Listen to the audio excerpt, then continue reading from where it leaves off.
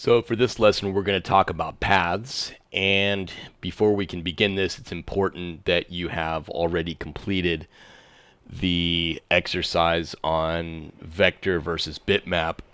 So even though there's nothing to turn in for that particular video, that exercise, you really need to understand it in order to continue with this one, because if you don't understand the difference between vector and bitmap, none of this is going to make sense to you. So assuming you've gone through that and you're ready to start, we can take a look at the paths tools. I'm using Adobe Photoshop Creative Cloud. And if you're using an older or newer version of the software, your icons make it look a little bit different. But they should resemble something like these four buttons down here. Now, this button and all of the vector art tools are contextual. That means that when you click on them, they are buttons hidden underneath. So you may see something like this, for example, instead of a pen tool. Or your pen tool might look slightly different, but you should see some sort of T, maybe one of these, either a white or a black arrow, and then some type of shape, whether it's a rectangle, an ellipse, or a custom shape. Again, Adobe will change the look of these from time to time. It will change the location of these, and you're going to have to find them. Okay, that's just the way it is. All right. Moving forward, we're directing our attention not to the layers this time, but to paths. Paths is the palette that's behind layers, at least it should be. But all of these palettes are adjustable, okay?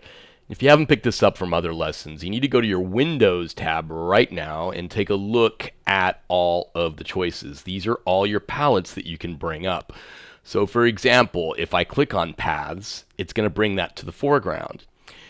But also know that I can make these disappear if I'm customizing my workspace, and sometimes this will happen when people are using Photoshop, or multiple people using Photoshop, or maybe you do this on accident. You click and drag this tab and you rip it apart. You pull it off of the group and then it floats. Okay? You can put this wherever you want on your desktop, and that just gives you some freedom. But if you were to close it, you'll notice it disappears. The only way to get it back is to go to that window tab like I'm doing now and going to paths and bring it back. Now once it brings it back floating, if you want to nest it, you have to bring it, drag it over until you see some sort of halo appear. And if you keep going, you'll see now I got that blue halo. See that? I can let go, and then paths then nests itself alongside the other palettes. Or what if I want to do this? I can come over and nest it with this group, and now paths is up here. There's all kinds of ways you can tweak this and and play with Photoshop and the way that it appears. So you need to be adaptable. You need to be ready for anything, because you can really create just about anything you want. Under this same menu window, you have an option for adjusting workspace, and there's a lot of different preset options for different types of work that you might do with Photoshop, whether it's typography, photography, painting. And say, for example, if I go to typography, it's going to bring up all these specialized tabs that are going to be of use to people who are working with type, like character and paragraph and glyphs and things. So, that's just there to help you. But if I want to go back to essentials, the default, then it'll take me back to where the bare bones basic menus and whatnot. So you can feel free, in your free time to practice and experiment with these. But you can collapse menus, you can make them bigger, you can make them smaller, you can expand them. So they're very flexible, and that's the goal. But if you're new to this, it may take some practice on your part to get the hang of it. All right, so paths, here we are. It's very similar to layers. You've got a trash can, you've got a notepad, you've got your little mask here. If you click on the notepad, guess what? You get a new path. That's pretty much the same as what we learned with layers. Nothing's really different about that, except now it's a path. Let's go ahead and try this out. So we've got a bunch of these tools, as I mentioned, that all create vector shapes or paths. So we can start with, say, for example, the custom shape tool, which is a subset of one of the rectangle or rounded rectangle tool. So let's say, for example, the custom shape tool. The first thing you need to know about this when you're creating a vector shape is that you're going to have different options. Do you want to create pixels? Do you want to create a path? Or do you want to create a shape? So what does that mean? Well, let's go through the 3 different versions. So a shape, for example, when you click on it and drag it, here's my custom shape, creates a set of vector paths. That's what you're looking at right there when I click and drag with my mouse. When I let go, it creates a brand new path that looks kind of like a layer that you can edit, and this is on the paths palette. You notice when I'm finished, it creates anchor points. That's what these black dots are. Anchor points, okay? They look like little periods. Now, in the case of this particular option where I chose shape, it's going to automatically fill the vector paths with black pixels, okay? Because that's the default color over here. I could change that to a different color if I want, but that's basically its job. Stroke would be the line around the path. So if I wanted to add a color to that, I could say put like a black stroke on it. Now I've got a stroke, okay? So get familiar with these terms. They're very important to your workflow. This is the width of the stroke. If I want to fatten it up, that's a little fat, but there we go. Or I could go back to not having a stroke. That's what this red line looks like. Okay, now there's no stroke. All right, well, on top of that, you can even choose a dotted line if you want to, make a paper cutout or something like that. You've got all kinds of different options that we're not going to get into right now. But I'll go back to the solid line. All right. Enough about the shape tool. The shape came out as a fleur-de-lis shape because that's what it was already set up for. Now I can change that to like a letter for email or like a cancel symbol, a light bulb, what have you. There's all kinds of different custom shapes that you can make with this tool. But again, you notice that it made its own path element, and this path element now is something I can edit, and I can edit using these tools. Okay, so just to demonstrate, I suppose I'll come over here and use this rectangle tool. And let's go ahead and make a rectangle over here. Again, I'm choosing the shape option. It's going to use by default the same thing I used last time, which is red fill with a black stroke. And I'm going to go ahead and collapse this. This is the properties, which tells me that it's basically just a more advanced version of what I have already up here, but you notice the same options are pretty much there. I'm going to collapse that. You notice now the paths change to this rectangle because that's what I'm editing. But if you go to layers, you'll notice that every time I use the shape tool, it automatically generates a new layer. So this is a point of confusion for people because they're thinking, well, why don't I see the other paths? Well, it's because the layer isn't selected. Remember, everything in Photoshop depends on the layer that is currently selected. Okay, so I go back to paths and the fleur-de-lis isn't there, but it's here as a different layer. So if I click on that layer, then I go to paths. Oh, look, there it is. Okay. So just be aware. I'm going to make this bigger. I have preferences I can adjust here. That will go to panel options, and just so you can see what I'm doing. I'm making this bigger for your benefit so you can see what I'm doing. That's probably too big. There we go. Now you can see it better. But if you want to do that yourself, it's under here under panel options, and that's panel options. If you want to go really big, you can, but you're going to run out of real estate if you keep going bigger. Anyway, now it's the same size as my layers. You can see it a little bit better. But rectangle, if I click on that layer, go back to paths, boom, look at that. Or I could pull this out over here and I can see, whoops, make this smaller, what I'm doing faster. So, if I click back and forth, you see it updates, okay? So just remember that paths are part of your layer. They are separate, okay? If they're on separate layers, then they're not going to be on the same paths area. All right, let's embed this again because I don't have much space to work with. All right, then. the other tools on this area, the other contextual tools, the line tool, the polygon tool, they all work in very much the same way. This particular polygon tool is interesting because it lets you choose how many sides you want. So you can go from an octagon to a pentagon or whatever. But just be aware that, yes, they all operate much the same way. So you can play with these and experiment. That's fine.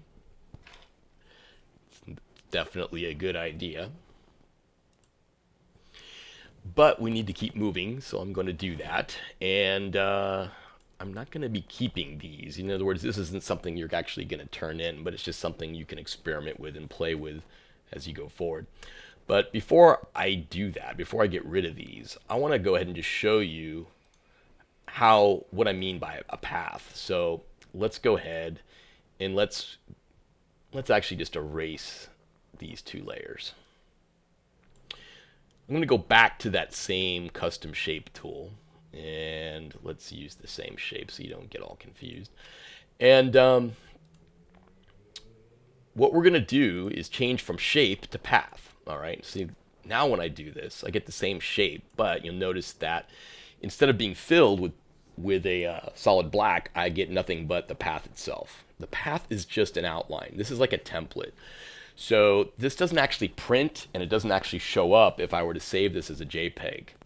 So what is it? What good is it? Well, think of it as kind of like a stamp that if you don't have any ink, the stamp won't show. But you can tweak that stamp and get the stencil set up the way you want until you're ready to add the ink and make a stamp with it. Okay, if that makes any sense. If I come back to path, you'll notice it looks very much the same type thing. But as far as the image is concerned, nothing really shows up. All right. So you'll also notice it unlike the shape option, it did not create automatically a new layer because it doesn't know what layer I may want to edit it. I may want to edit the background layer. So let's make a new layer and let's go back to paths and let's just go ahead and do a little bit of tweaking here. I'm going to take this tool here, which is the path selection tool, and I'm going to grab this and I move it around. You notice when I click with the black arrow, which is called the path selection tool, it selects the entire path and moves it completely.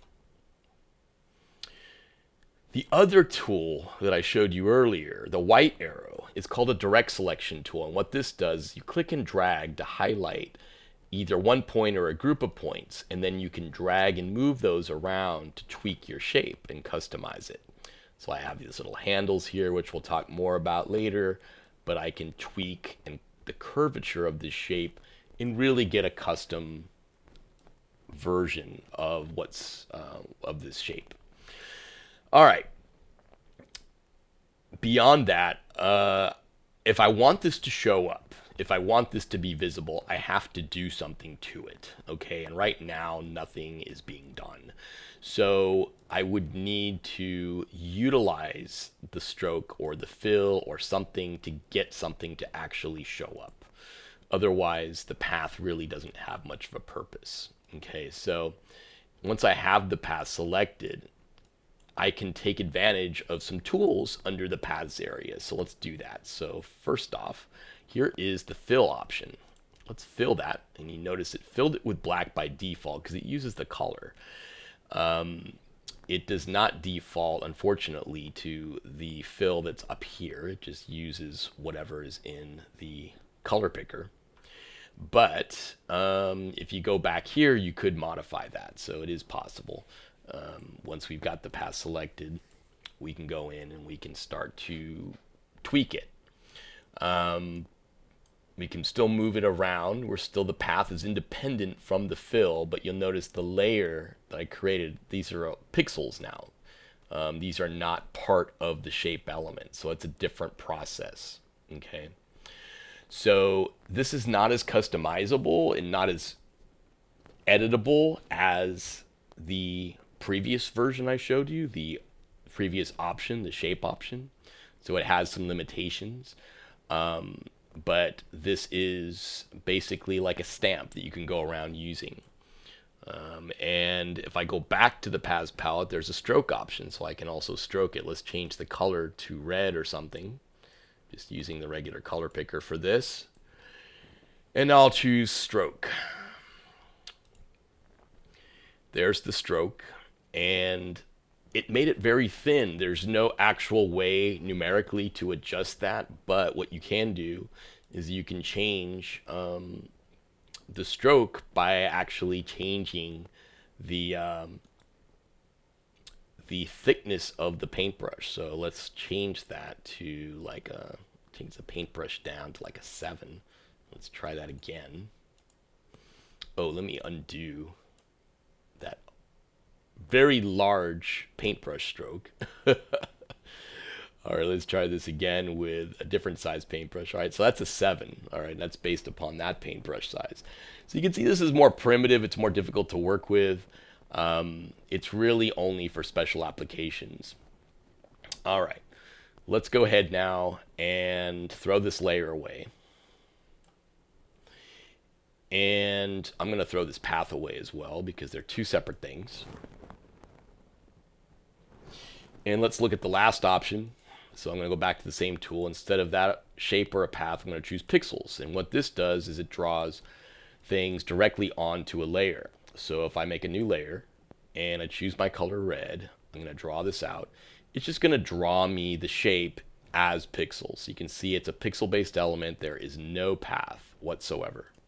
Okay, so there's no vector component to this at all. It's strictly a pixel-based tool. Okay, all right, let's move on. And all these other tools work the same way. So the circle, the rectangle, they're all the same concept. Okay, so that's that. Next up, we're going to focus on creating things with the pen tool. So if you haven't already, go ahead and open the paths.psd file, and I will walk you through this process of setting up your first real path, custom path, using the pen tool, at least the different pen tool options. All right, so first things first, I'm going to get the paths open so I can see what's going on, and I'm going to go ahead and zoom in a little bit. So if you want to bring open your navigator, I'm going to go ahead and open up the window and choose my navigator so I can just zoom in a bit, move this around onto my little bone. Okay. So what I'm doing is I'm taking the pen tool and I'm clicking and dragging an outline around the bone. When you click and let go, it creates a solid anchor point with no handles. But when you click and drag before you let go, it creates these handles that you can then pull out. And as I go, I'm looking for these key points to anchor my bone along the way. And I'm just doing a rough sketch here. I'm going to click straight away to this side. And I click and drag to create those handles, okay? Click and drag here at the top of the bone to create that curve. Click and drag over here at the end of the bone. Again, I'm just dragging out those handles. And I'm making quite a few mistakes, as you can see, but I'm going to fix those. Here we go. Clicking and dragging, clicking and dragging, clicking and dragging as we go, creating these handles. And what I'm doing is essentially trying to create a path that I can close. So I've started here and I've gone all the way around the bone, and now I want to close the path by coming back to the original control point. And you see when I do that, I get that little circle that appears next to the pen tool, and I click on it, and then it completes the path. Now the path is complete, and you can see that there, my work path. But if I were to zoom in further using my navigator, let's just zoom in a little bit.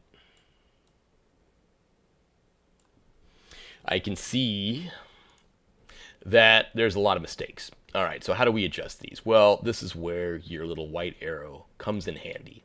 We can click on that and get the control points set up. So I'm adjusting these control points one by one, handle by handle, until I get the correct look. Now, in this case, when I click on the control point number 2 here, you notice as I spin the handles around, it affects both of them. So the left side and the right side work together, like like a plane, like an airplane. If I want to make it work more like a clock, I need to hold down the control key on my keyboard. Now, if I'm using an Apple, I'm going to hold down my Option key. And that's going to separate those handles. Now you see it looks like a clock, like if this were the big hand and that's the small hand. So I can really fine tune how this works. And so now the other side needs to be straighter. So I'm going to go ahead and just adjust it. Once I've already clicked on it once, I don't need to keep holding it down. I can let go. There we go. And I'm using the space bar on my keyboard to activate the hand tool to kind of move around and see things. And again, if I don't click on the Alt or Option key on my Mac, I'm going to get this kind of airplane effect. Okay, so I need to go ahead and do that to separate the two. And now, once I've done that, I can go ahead and tweak by holding down that Alt key. Oops. There we go. Let go of it. And now I've got them I got these separated. And this is very tricky at first. Maybe I'm making this look easy because I'm used to it or I've experienced with it, but I'm going to shorten these handles to tighten up that loop, experiment with it. But this is why you're doing this. You're doing this to experience how to make a path. You're doing this to get comfortable with these tools. It's going to take time. It's not going to go that fast for you, and that you shouldn't expect it to. This is going to take time. This is a learning process. Okay, so be patient with it. I'm moving this handle around, and again, just separating these handles with the Alt key and pulling this one in, and little by little, hopefully, getting some semblance of a nice solid bone shape. All right, again, the Alt key. Tightening these, space bar to move, and then just grabbing this handle, kind of flattening it a bit. There we go. Space bar to move. Once again, repositioning a little bit, then adjusting the handle, and just kind of pull this one out, tighten this one in with the Alt key. All right, so we're just moving this in.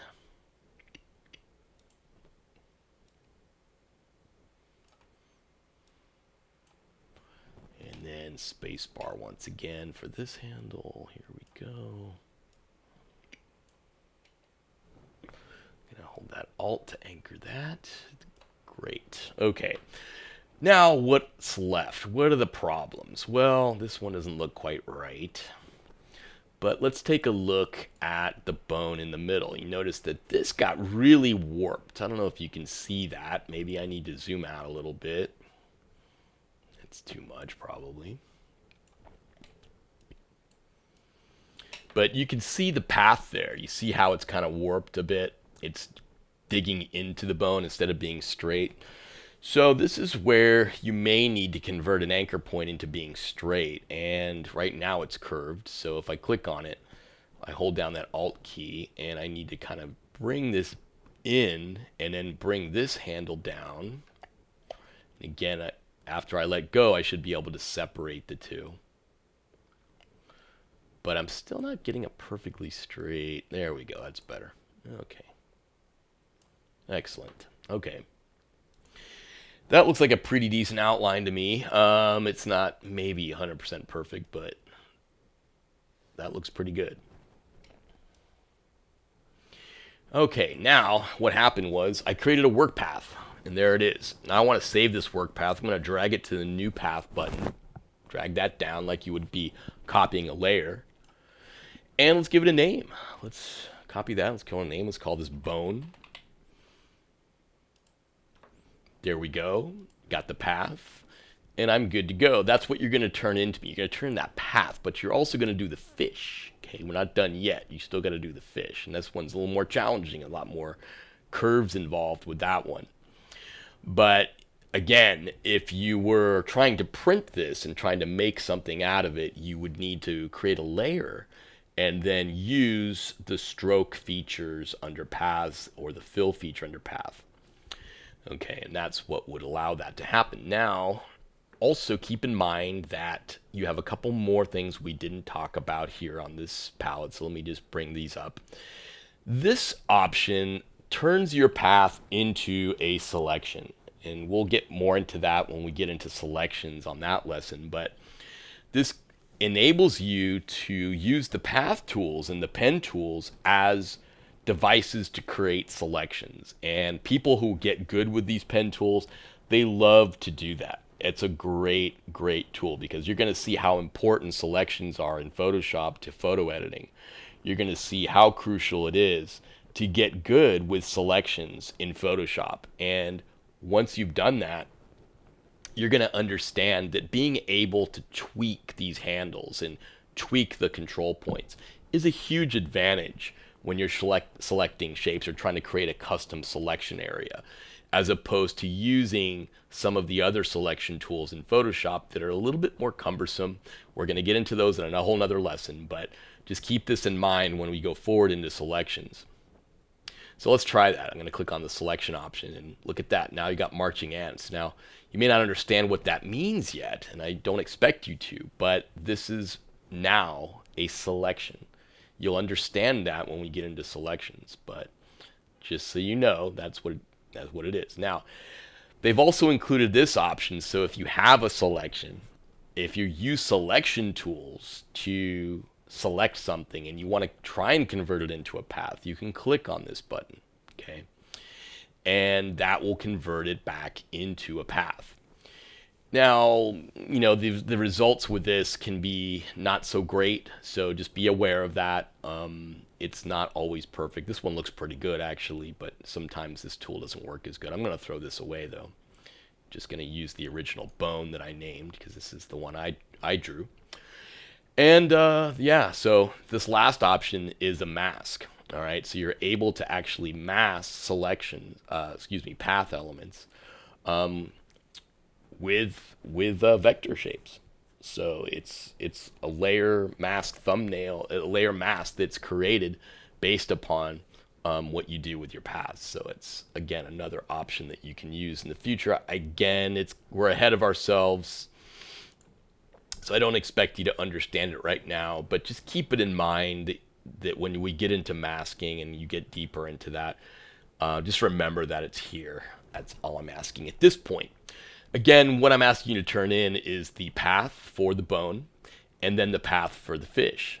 So what you would do, I'll get you just basically started. I'm not going to walk you all the way through the fish, but I'll go ahead and get you started on it. So what you would do is come over back to the fish side. I'm just navigating over with my space bar once again. And you probably have more room to work than I do on your laptop or your computer, wherever you're working.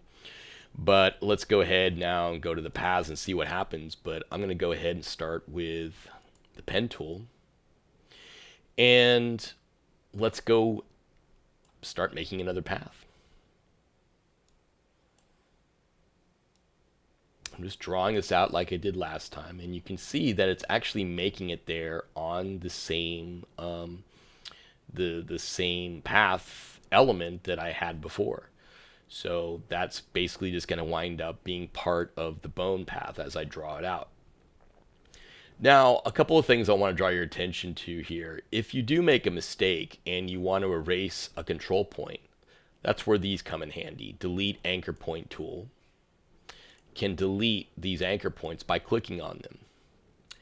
And similarly, if you are drawing your shape and you, say for example, came over here but you realized, oh, I missed this bump, I need to add something, you can use this add anchor point tool to click and add in between two existing control points to add one.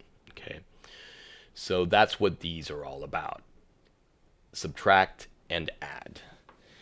And here's a little hint. If you are using the regular pen tool and you want to subtract or add a control point, it will by default go to that if you click over and hover over an existing path. You see the plus symbol has now made that an add control point.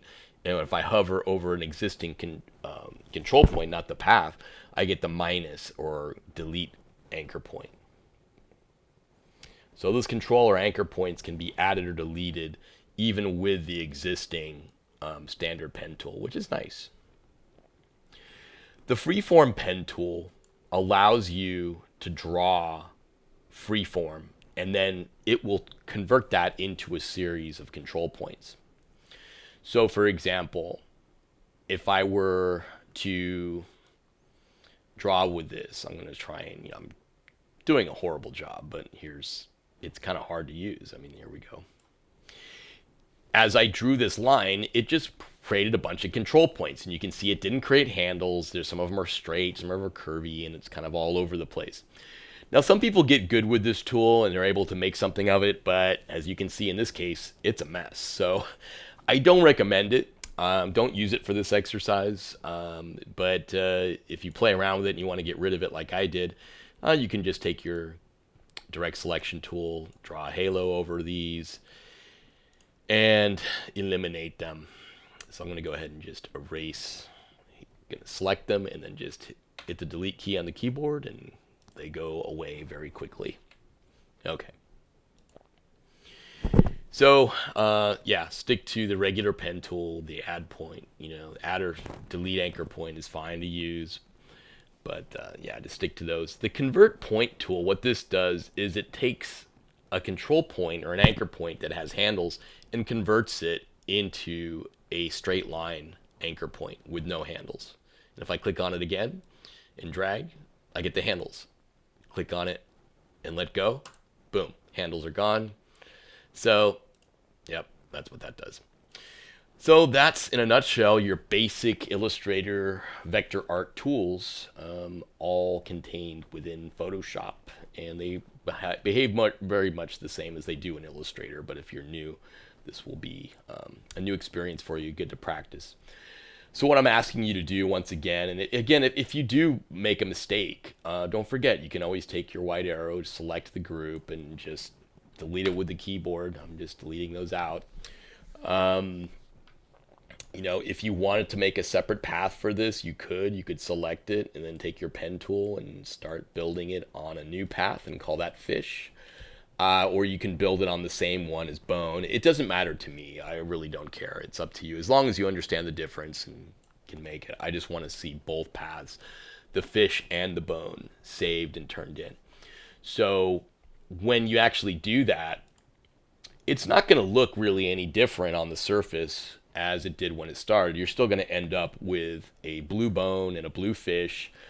But when I open up the file, I'll be able to go to your paths palette and check your work. So just make sure when you save it that you save your paths. When you save your Photoshop file, you're going to save those paths, and it's going to become embedded within that Photoshop file. And so for me to look at, for you to edit in the future, that's how it works. So that's how we're able to keep that going. So there'll be exercises down the road where we get deeper and deeper into these vector tools. We're going to do some more exploring. We'll use them for different purposes, and we're going to explore some of these more advanced options that we hinted at in this lesson. But this is all I want for now. This is just a warm-up, a chance to expose you to these vector art tools in Photoshop and give you a good understanding of how to do basic vector shapes within Photoshop and how they can be useful. So when you're done with the fish and you're done with the bone, save those out and turn in this paths.psd file. See you on the next one.